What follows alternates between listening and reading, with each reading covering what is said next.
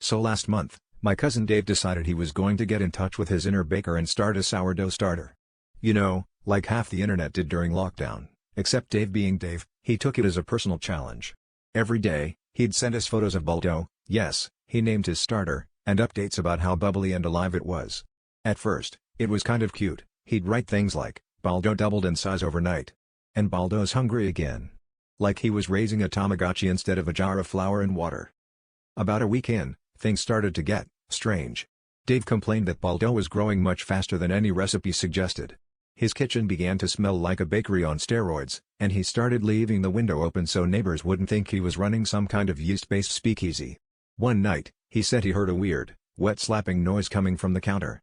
The next morning, Sourdough had oozed out of its jar and was halfway across the cutting board, leaving a trail like a sluggish, gluten-rich slug.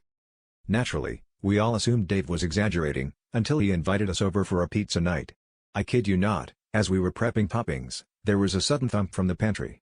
We turned to see that his latest lump of dough, now roughly the size and shape of a wobbly football, had sprouted a pair of misshapen legs made from twisted dough.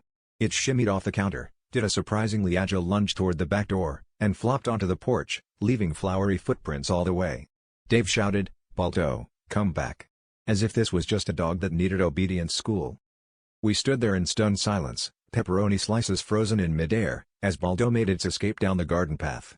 My aunt tried to chase it with a spatula, but honestly, there was no catching that dough on the rise. And that's when it hit us. Dave hadn't just made a sourdough starter, he'd accidentally created a bona fide breadwinner.